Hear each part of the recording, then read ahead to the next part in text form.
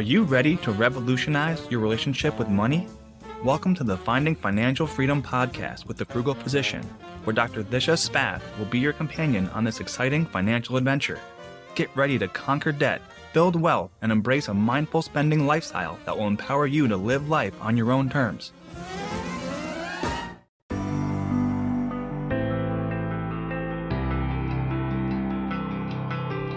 Are you looking for alternative investments in tangible assets that help you build and protect your wealth while empowering your financial future? Look no further than Eckerd Enterprises. With over 37 years of expertise in the industry, Eckerd Enterprises is your trusted partner in the world of alternative investments and asset management. They have a track record of success with more than 1,300 investors on board and over $700 million in capital invested in tangible assets. Their specialty lies in offering immediate cash flow opportunities through mineral rights investments, so that you don't have to wait decades to see your investments pay off. Their unique AML approach, born from decades of experience, focuses on aggregating, maturing, and liquidating assets strategically to maximize returns. Join Eckerd Enterprises. Visit EckerdEnterprises.com today to begin your journey towards building and protecting your financial future.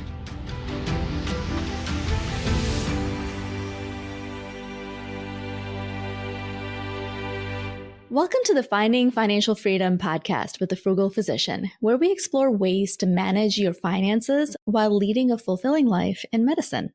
I'm your host, Dr. Disha Spath. Today, we're joined by a special guest, Lauren Beltz, better known as the Budget Boss. Growing up in a family of accountants, Lauren decided early on that the 1040 lifestyle wasn't for her. Instead, she ventured into the world of bookkeeping and finance, lending her expertise to small businesses and sole proprietors. With over 15 years of experience in diverse industries like aviation, motorsports, and retail, Lauren has honed her skills in personal finance. She's not just about the numbers. She's a storyteller, a Financial Peace University coordinator, and the brain behind the Budget Brigade. Joining us with the tales from the financial trenches and her unique perspective on managing money, please welcome Lauren Beltz. Hi, Lauren. How are you? Good. Thank you so much for having me today. I'm looking forward to talking with you. I'm so excited you're here. I love talking about budgeting, and I love talking to other people that are excited about it because it's such a powerful thing. But first, Lauren, can you share with us what inspired you to start the Budget Brigade and tell us a little bit about who you are? Yes, absolutely. So like you said, I'm a storyteller. I began writing stories around kindergarten back when we had like the double wide, extra tall paper with the blue dashes to practice our cursive on. One of my goals is to become a published author, but traditional publishing, I'm learning, has a gatekeeper system that is so difficult to break into. It takes a lot of luck and timing and an agent's guess at what future market trends are going to be, which is why indie publishing is having like a massive popularity surge. As a frugal person, it's hard to justify and see the ROI in doing indie publishing correctly for my stories.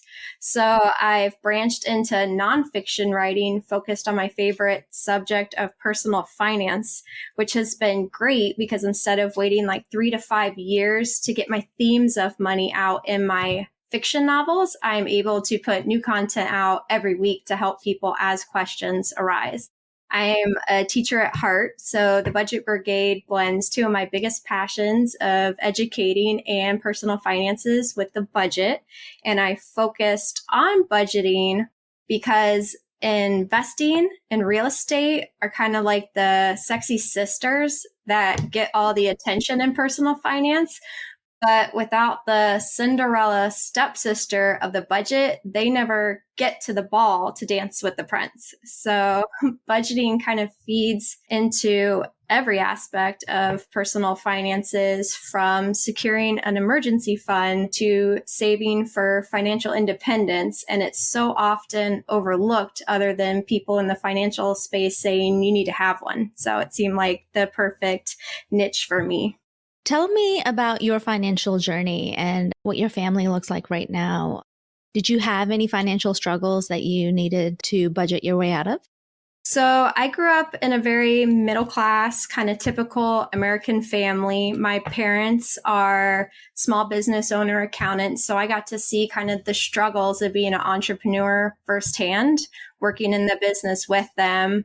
We were fortunate that we never had really big struggles growing up, but we could definitely see the pinch that financial strain caused in different seasons. And part of the reason I'm so frugal is because I learned that from my mother. Like whenever we went into the store, it was always like, no, straight for the clearance rack. We don't look at the price tags. If there's not a sticker on it, it's not for us.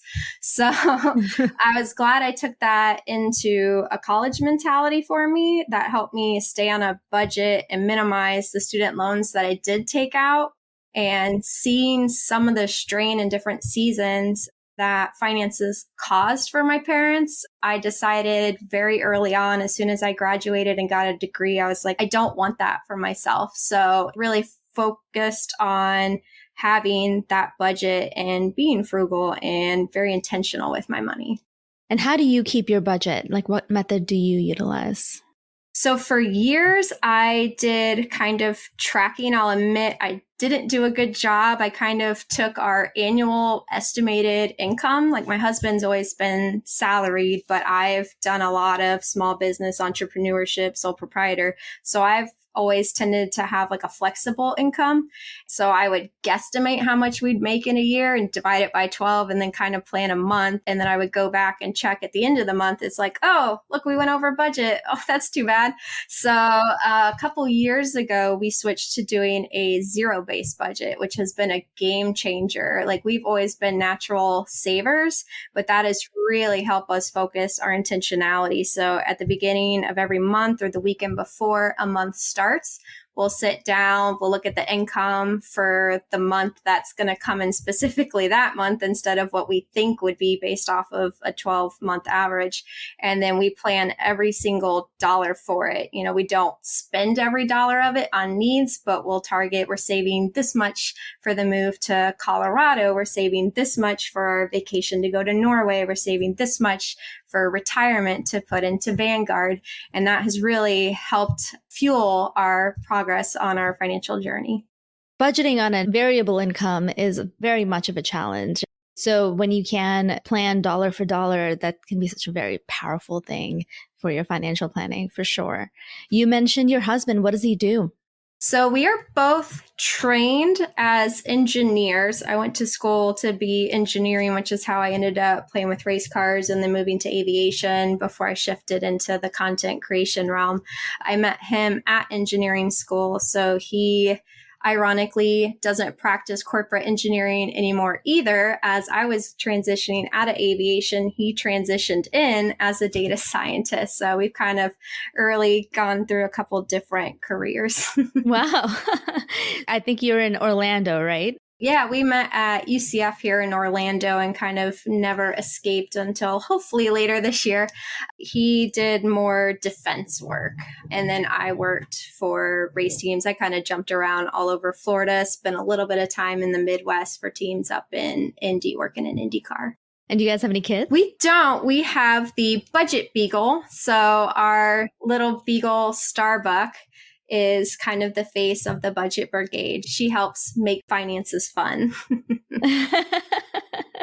Oh, that's great. We're dog people too. So you said you're moving to Colorado now. Yes, we are hoping to. That's been one of our big goals for our financial freedom plan. We had always planned to hit our FI number first and then take a sabbatical, do like a world voyage cruise or a multiple month road trip around America, and then eventually make our way out there. But we've been able to capitalize on opportunities about a decade or two earlier than expected. So it's been a huge transition, a big stressor, but we're really excited. Once you make those plans and really clarify those goals, how the path to getting there becomes clearer and often easier once you realize what you want to do. As you move to Colorado, are you guys going to inflate your lifestyle at all, or are you going to stay frugal? So it's interesting. The cost of living was one of the big reasons we thought it was going to be like another 20-year plan. but we've had such a strange housing market here in Florida in the past like 3 years. That's kind of one of the things that's like, this is an opportunity that we could not have possibly planned for. But looking at the numbers, we are going to upsize a little just because we've been so frugal. Our house is about 1,100 square feet, and you can't find houses with basements that small in Colorado. And my husband wants to make sure that like our foundation is below the permafrost.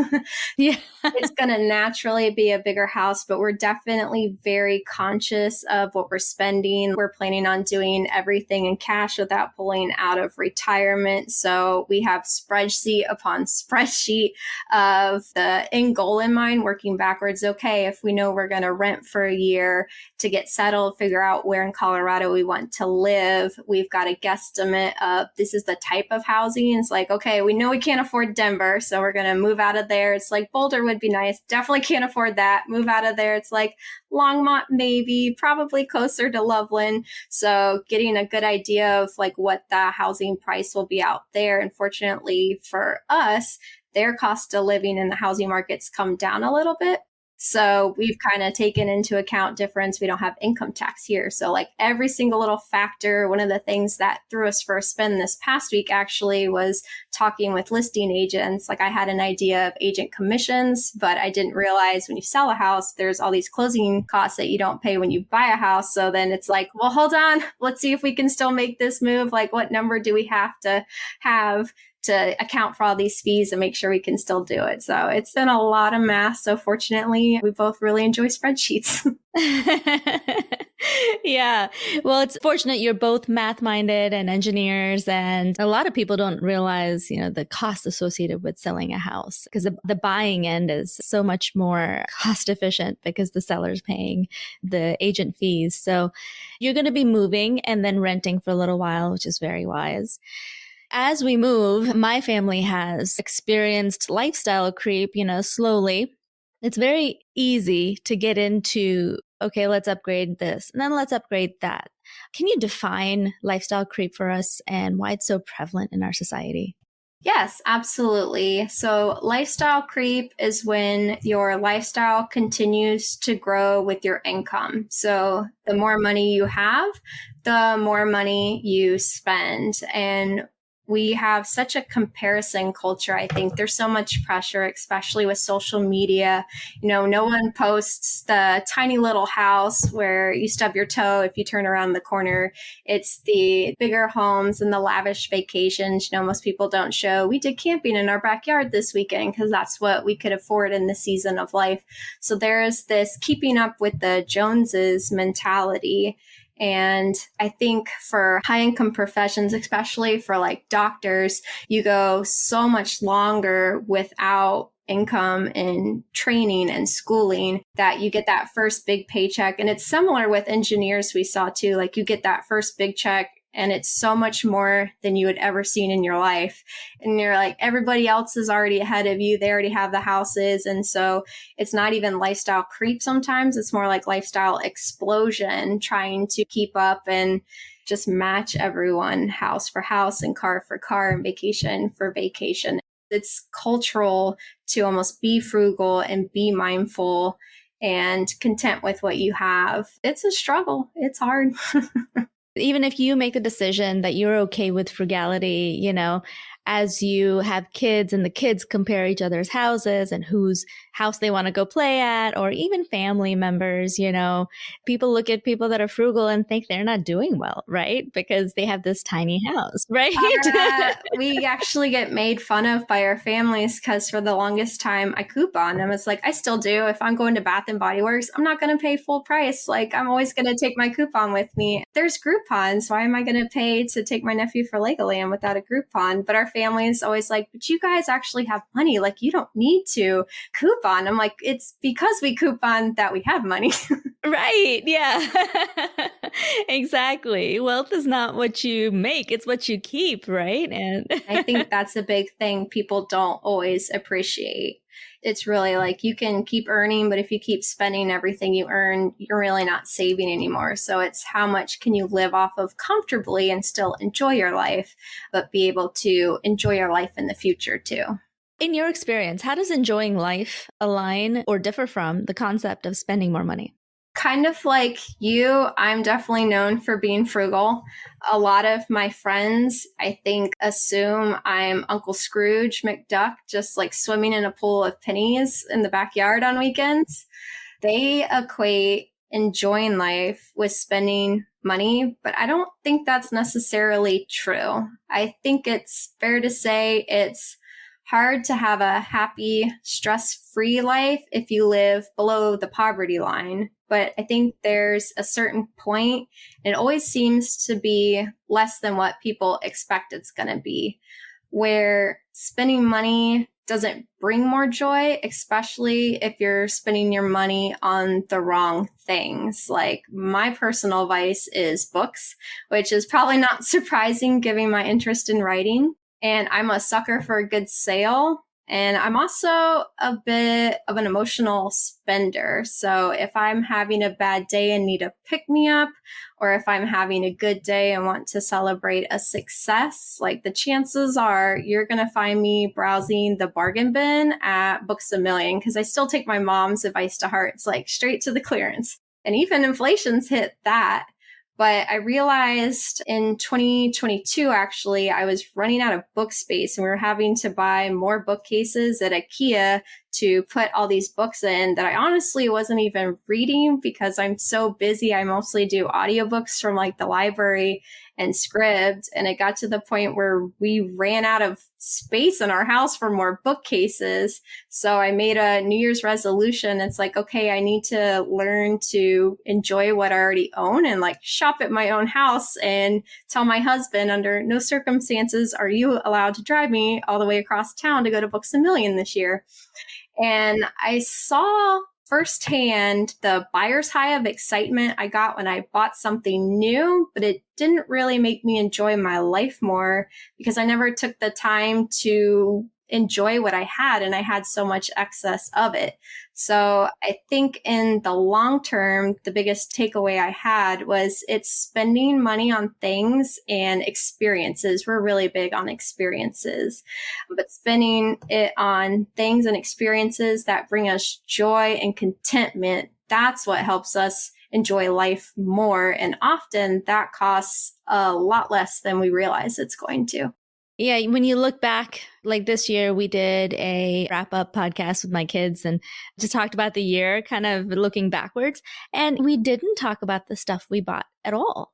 It was a lot of vacations that we talked about, but it was like the experiences, seeing different things, enjoying paella on the Mediterranean or going to a wedding in India, Oh, that's a whole experience. Yeah. It's those things that stick with you, right? When you look back at your life and the highlight reels and those little moments, it's not always the big, shiny, picturesque moment, but it's the little things where you're all sitting around and enjoying food in a new and exciting place, that's what sticks with you. And seeing like flamenco dance that we saw in Spain, it was just so beautiful and so emotional. And I totally agree. Experiences are where it's at, and investing in those can really pay dividends when it comes to just being happy with your life.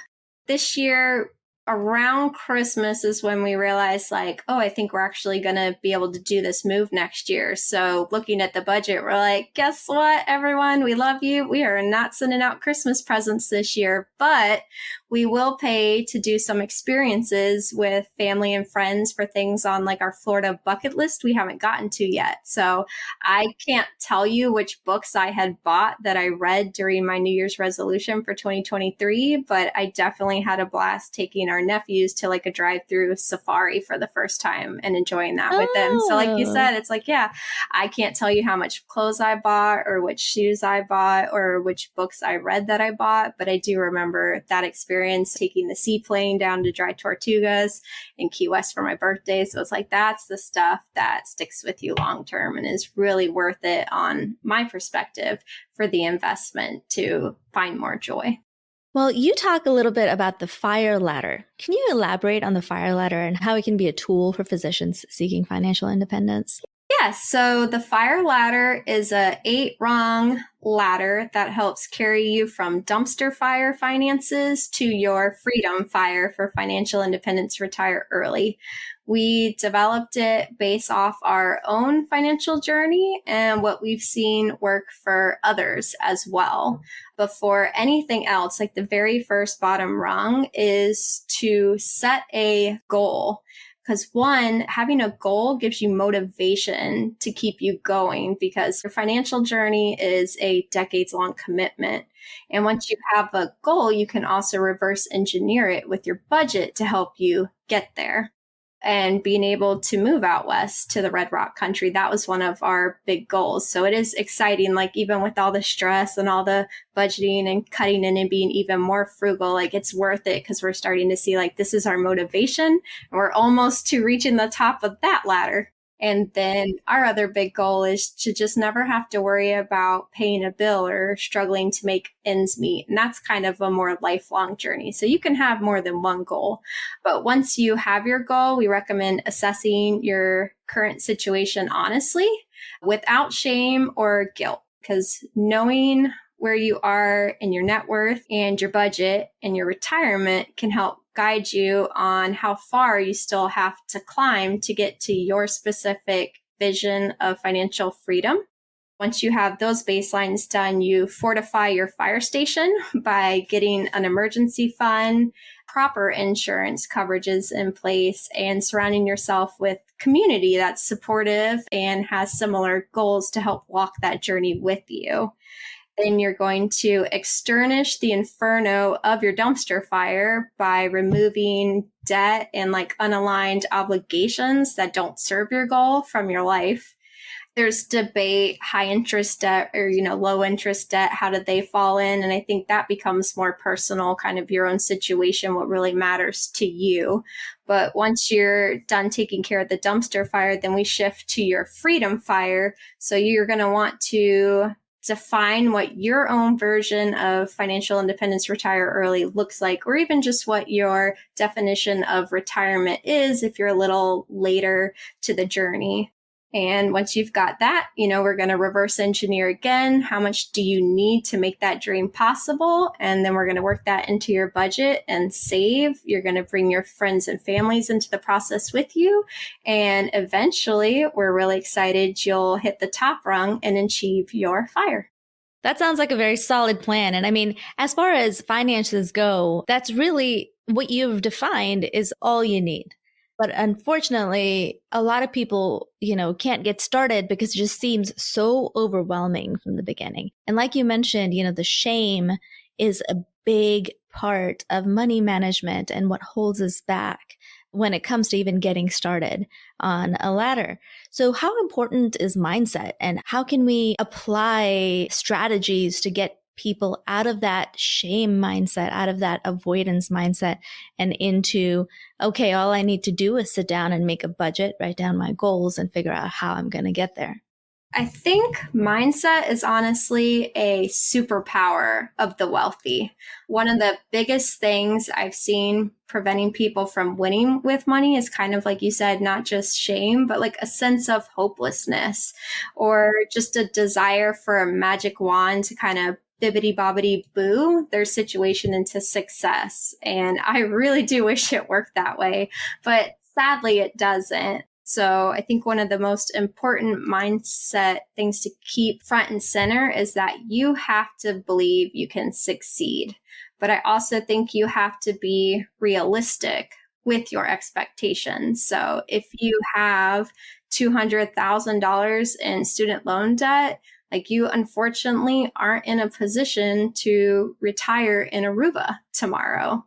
And if you spend every day in a YOLO mentality, you may enjoy the days today, but the future is going to be a struggle. So it's all about opportunity cost and balance is what we've found. And as humans, we're hardwired to be more like reactive and retroactive than proactive. So the mindset isn't necessarily natural to how like we've developed and evolved. It takes practice. When you have that shame from past experiences, it takes patience and forgiveness are key to the process. Even like in my own experience, I've learned you're not going to create the perfect budget on your first attempt or your fourth attempt or even your 40th attempt. I am several years in and I still always forget to budget things like a annual insurance premium that we only pay like once every 12 months or vet visits for the budget beagle. But beating yourself up over those mistakes isn't going to make the hill any easier to climb. So I challenge everyone to focus on the path ahead and to try to find ways to celebrate each little mini win along the journey, however frugal that has to be in your situation. You mentioned $200,000 of student debt. I was there. That was my situation. I had $238,000. And, we went through the lifestyle explosion, right? When I became an attending, I was spending a lot. Like we were in a YOLO mindset, right? When you say that, it completely resonates with me because we were spending, and in those short spurts of spending, we were happy. However, then vacation ends, you come back, you face the bills, and then the shame hits, right? And then you realize that no matter how much you spend, yes, you're building memories, but the undercurrent is so stressful because you're constantly worried that the next big catastrophe is just going to sink your family, and you're living on the edge. And that amount of stress is so unhealthy, and it really takes away from the contentment you could have on an everyday basis, right? So let's talk about some practical steps. Like what can our listeners do to find that contentment in their financial journey? Yeah, absolutely. And I actually published an article on this, I think at the end of December, as I reflected on my New Year's resolution to stop buying books. It kind of spiraled into that to a year of finding contentment by enjoying what I already owned. Something that worked really well for me was to pause my spending and assess what I actually missed versus what was just filling time and space and chipping away at my savings potential. Like I realized I already had so much that brought me joy, but I had so much excess that I simply forgot I had it and ignored it. So we did so many movies that we hadn't watched in forever. We watched some of our favorite TV shows again, CDs, like old school CDs in the car, and just music I had. Yeah. I still have an old CD player. Our cars are like 15 and 10 years old. So we still have the CD players, and I would pop it in and just jam out on loop for a good week. And it was so much fun. I think it brought back the nostalgia value too, which was really great. So decluttering, especially to start a new year, can be a great way to help strengthen that contentment muscle. And then I also recommend easing into the process. Like if you're a late starter to paying attention to personal finances, going from thinking a budget is a curse word to investing like 25 to even 50% of your income overnight is going to cause like a massive withdrawal symptom. And just like a doctor wouldn't stop specific medications without tampering some of them off first, I would set benchmark goals in the beginning to steadily ramp up to where you want to be. And then if you reach them faster, like that's great. But I think it provides a more realistic approach, kind of similar to dieting. The best budget is one you can stick with that works for you while getting you to your desired goal. And then I think like the one final one I would add that kind of ties into our fire ladder is to get an accountability buddy that's on a similar path. Because when you're surrounding yourself with people who have vastly different financial goals, that can really make the FOMO hit hard and make it difficult to stay on track. But if people in your life understand your goals and your intentionality in this specific season, or even for the rest of your life, depending on, what you're cutting out as you're looking for contentment, not only will you feel less pressure from them, but you'll have someone ready to help celebrate those many wins with you along the way. That undercurrent of stress, money stress, when it goes away, when you start saving more than you have before, even if it's just a little bit more, the contentment just rises. And it's so peaceful, right? When you can finally know that you have your emergency fund, you have all your systems set up, you're spending below your means and still enjoying life. The amount of peace that brings into someone's life is priceless. I think it's almost addicting too. Like once you see the power of that, when we started and we were paying off our debt, like it almost became a challenge for us. It's like, oh, we're so much closer. And it kind of compounds, like compound growth helps you in investing. The faster you can kind of pay off your debt and cut down your lifestyle, the more it compounds and like the interest you're saving. And so it became a game for us. Like we'd set challenges and be like, okay, who can spend the least amount of money this month? It's like, can we go a month without eating out? And they weren't always the fun challenge. And there were some were hard to do. And again, no guilt if we didn't stick to them, but we really saw the gains in that. And it really kept us motivated to keep going till the end. So for doctors just starting out, what advice would you give them? Because, they are working really hard too. How can they balance their professional success with their financial responsibilities? So I think professional success and financial responsibility are kind of tied together and often optimized together. But I would caution to be mindful more of the work-life balance to avoid burnout, especially for doctors, because that is huge in healthcare right now. And unfortunately, you only see the problem getting worse instead of better. And that was something that honestly took me much longer than it should have to realize, because I was killing myself day in and day out at work, only to make me want to retire like tomorrow instead of 10 to 20 years down the road. And last year was a huge transition for me. I took a pay cut to reduce my hours. I switched to remote work to save myself like an hour and a half to 2 hours of commute every day. It slowed down our financial independence journey by about like 3 years when we put it into our little retirement calculator. But it also allowed me to breathe for like the next 10 years. And I realized like in my quest for financial stability, I'd unstabilized everything else in my life. I would caution to be very mindful of that.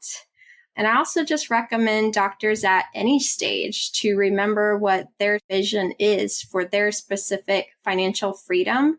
If it takes a little bit longer, but you don't mind what you're doing along the way, then it's not really a sacrifice. It's a balance of opportunity cost. My husband and I, we've got this plan and we're like, in 10 years, we'll be fit. We won't ever have to work again. But we also realized we would die a very quick death of boredom if we both just quit working and sat around the house starting in our 40s. Our plan was to never to quit working, only to have the option to be able to quit to pursue what interests us. And we realized like we're kind of already in the middle of that now. So we're both very grateful to get to do that. Hitting our FI number a little later is worth that trade-off just to get closer to that vision today. And that's kind of one of the reasons we recommend, like you had mentioned, the 200,000 and, doctors, unfortunately, like the amount is staggering. So we do recommend trying to unchain yourself from debt as quickly as possible, because that maximizes the options you have available to craft a work-life balance that works for your situation. The less you owe others, the more you own your own time, which one, like you said, takes off a lot of the stress in just day-to-day life, but it also can open up so many new opportunities and levels of freedom. Like that's one of the reasons we're able to move so much quicker than we thought, is we both work remotely now. So we can take our jobs with us and we don't have to worry about this big transition in careers at the same time. And I think one of the superpowers doctors have is they are some of the strongest, toughest people I have ever met. And they can harness that strength to tackle their financial independence with a go-get-it attitude that's honestly harder to find than among other individuals in most professions. Yeah. I mean, doctors are trained like Navy SEALs, Yeah, right? yeah. We're put through so much sleep deprivation and studying and scrubbing into surgeries and working 30 hours in a row without food or drink. A lot of the times, it's like boot camp. But yeah, and that does foster a really go get it mentality. And sometimes that nose to the ground mentality can get us in trouble, because if we only focus on working more and making more and just getting to that fire number, it's also important, like you said, to really make sure that you are enjoying the journey as well, because number one, you never know when it's going to end. And number two, you're going to burn out, and burnout doesn't benefit anyone in the family. Yes, I learned that the hard way. So I can say, like, I also have the go get it, and there's definitely a limit. And you're like, wait a minute, why am I doing this again? This is a terrible idea. Yeah, it's easy to go to the extremes of all the super spending, the super frugal, the super I don't care about my finances, and the super I care too much, and that's all I'm focusing on. The hard part is the balance. When we look at our fat fire number to see how long that would take, I was like, I don't know how anyone does that. You do you. And then when we look at like the lean fire, we're like, I've worked and sacrificed and stayed content, lived frugally for how long to eat rice and beans for the rest of my life? Like, that doesn't sound great either. It's like, where's that happy medium for me? Yeah, and deciding that number, that's a very individual decision, right? And that's why your ladder starts with first figure out your own goals. You do some consulting work as well, right, for financial guidance. Tell us about a transformative story that you've witnessed through your consulting work. I would love to. That's kind of my favorite part of the whole process. I was working with someone who had a lot of debt from just life with several rugrats running around at home, and from running a small business. Especially they hit hard times during COVID and shutdown and all of that. She was overwhelmed and wanted to get a better place financially with more margin in her life and her finances, which I think like over half of Americans sadly are. So sadly, she wasn't, anything special with that, but she was a powerhouse. She did all the hard work of cutting back their spending and sticking to the family budget that they came up with. They got really crafty. They had special like birthday traditions they did every year. So they got crafty and learned how to do that a little bit more on the cheap side. And then I did the easy work of guidance and helping brainstorm and really just being the cheerleader along the way. And I was catching up with her a little while back while her family was going through a really hard time. Her spouse had been in the hospital for like a couple weeks already and was going to need a lot of rehab before he got back to work. It was lucky he had disability insurance, but it did not cover his entire salary. So my heart broke listening to her update, but something that really resonated and stuck with me was that she said she was so thankful that they had gotten a hold of their finances before the medical issue came up, because it was a blessing not to have to worry about the financial implications of the hospital stay and the therapy and the in-home nurse afterwards on top of everything else. So I love seeing people make that progress and to see the weight of that debt and that instability kind of slowly peel away from their lives. And it really is truly an honor to get to be a part of that and to witness their transformation of self-empowerment. Life's going to happen no matter what. Things are going to come up. Someone being sick in the family is always going to be stressful, but that added stress of how am I going to handle the medical bills from this is often incredibly destabilizing to anyone's mental condition. And if we can take that stress away, that is really such an incredibly important thing to do for someone else's life and for your own life, to be able to handle those situations better. We had a similar thing. My husband and I worked our butt off to get out of debt, pay off my student loans, and then we upgraded our lifestyle a little bit. And all of a sudden, he needed a humongous heart surgery because he was also really into bodybuilding and, also very motivated in that. And then he broke one of the chordae tendineae of his mitral valve and all of a sudden needed a $200,000 surgery to fix that. That was stressful, but knowing that The fact that it wasn't going to sink us really empowered us to seek the best surgeon in the entire world to do his surgery and make sure he got the best care possible. And in the end, it all ended up working out, and he had the surgery, 0 complications, and on with his life. And it's such a humongous blessing, right? To have that financial stability and know that we can handle any storm coming our way. And just giving ourselves opportunity for things we didn't think possible. Like when I switched jobs, it was less pay, but it's also less hours, is a lot more time back. It's still like, I'm so trained to be so tight with the budget. I'm still learning to kind of how to relax it out. But like 6 weeks out of paycheck between, when the last paycheck hit at the old job and then switching to a different pay cycle and waiting to catch up on the new one. Like it was stressful, but that was self-induced. It wasn't like, oh no, how am I going to pay my bills?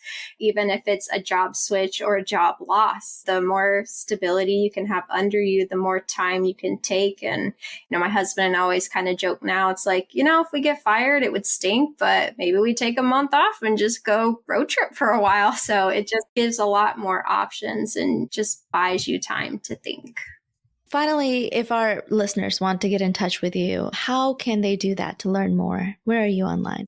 So our main hub is thebudgetbrigade.com, and that's where we have articles about budgeting, of course, frugal fun, financial advice we've learned from pop culture, and more. And then you can also find us on Instagram at Budget Brigade and on our Facebook group, which is called The Budget Brigade, and it's at facebook.com/groups/Budget Brigade.